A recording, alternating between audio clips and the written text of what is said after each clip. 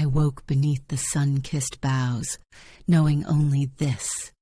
Something vital, something beloved had been stolen from the marrow of my soul. In the realm of the summer fae, memories are our greatest treasures and our most coveted weapons.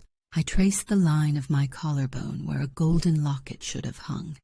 Its absence pulsed like an ache, but I could not recall why. Every breeze whispered secrets I should know. Every flower nodded greetings laced with caution. "Ain," said my cousin Les, voice tight. "Don't you remember last night in the moonlit glade?" I shook my head, heart thudding. Truth felt forbidden, snagged in thorns just out of reach. The summer court buzzed with intrigue, alliances shifting like shadows, ancient debts lurking behind every smile. Lord Therian, high-collared and cold-eyed, watched me with a hunger I recognized, but could not name. "You carry emptiness now," he murmured, "but not for long. Summer always remembers its own." The queen summoned me to her sun-drenched dais, expectation sharp as glass in her golden gaze. "There is a riddle in your eyes, child," she pronounced. "Have you misplaced your heart, or has someone hidden it from you?" My answer trembled. "I'm not sure what I've lost." Behind the throne, the shadows warped. I felt the brush of a memory, sweet as honeyed wine, suddenly bitter with longing. Nights brought hauntings, flashes of laughter at the riverside, the ghost of a hand twined with mine, all faceless, all forbidden. Lice pressed a letter into my palm, scented with wild jasmine. "You wrote this to someone you loved before." I read the words, ink blurred by old tears. "Meet me as dusk falls.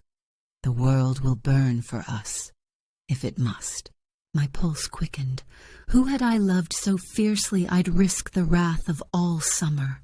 I traced court halls, piecing fragments together. How I shied from moonlight, how my skin prickled at the scent of hawthorn. There, by the crystal lake, I glimpsed him, midnight dark, silver-eyed, cloaked in the twilight of another realm. His gaze met mine across the water. He faltered, pain carved into the line of his jaw. Shadows writhed at his feet, magic forbidden to this court. A rival prince, sworn enemy to summer, exiled by decree. My heart stuttered, recognizing the shape of longing before sense had caught up. "You don't remember me," his voice broke, a promise and a curse. "No," I whispered, "but I feel you in the empty parts of me." "They took your memory," he said, "bartered it for your safety. I tried to warn you, tried to make the pain matter less." The air thickened, all honey and fire, as ancient magic flared between us, a bond not yet broken, only erased. "What was I to you?" I demanded, desperate, certain that the answer would unravel me. "Everything," he said, "and nothing I was meant to have. I should have recoiled, should have run, cross-court liaisons or treason. But desire lanced through me, sharper for being denied, for being shrouded in loss. Why did you let it happen? Why not fight the magic that divides us? Because your life was the price. The queen threatened a blood curse, if you remembered." I flinched. Summer's magic is mercy and cruelty bound together, and I was entangled in both. He reached for my hand, stopped short, his skin almost brushing, heat shimmering in the scant distance. "If you want the truth," he murmured, "come to the willow grove tonight. But no, if you remember, there's no going back." The hours dragged, every courtier's gaze heavy with secrets I'd once shared. I found the locket in my chamber, hidden beneath a petal-soft gown humming with enchantment. I hesitated only a heartbeat before fastening it around my neck. The memory pulsed, wild and waiting. Dusk bled gold through the high windows as I stole away to the willow grove, heart hammering like thunder under my ribs. He waited, haloed in fading light, every inch the forbidden prince I'd once loved. "Are you sure?" he asked, voice stripped raw. "If you cross this line, you'll never belong to summer again." "I never did," I whispered. "Not since you." His magic unspooled, dark and aching, mingling with the sunlight in my veins. A storm meeting a wildfire. I opened the locket, and the memory poured in. Our first kiss beneath the riotous midsummer stars, bodies pressed close, the taste of his name on my lips. The pain was exquisite, joy braided with grief, the cost of love sliced open for all to see. I remembered the promise we made, draped in shadows and moonlight, to stand together, whatever price summer demanded. But he was exile, and I was heir, fate and politics waging war inside my heart. "You sacrificed everything for me," I breathed. "You let me forget to keep me alive." "I would do it again," he vowed, 1,000 times. "But I would hold you at least once more, whatever the cost." The world stilled as I stepped into his arms, a forbidden echo of the life they tried to erase. Magic flared, raw and reckless, pulsing like heat lightning around us. The willow leaves shimmered, trembling in the current. His kiss was a reclamation of memory, of heartache, of every dangerous promise we'd ever made. Desire seared, deep and desperate. But the magic was shifting, restless and wild. The locket grew heavier. The Summer Queen's mark flared against my skin, burning a warning into my flesh. I tore myself away, staggering back. "They'll hunt us. If they find me with you, they'll destroy everything." "We can still run," he said, hope fighting fear in his eyes. "There's a passage at the border.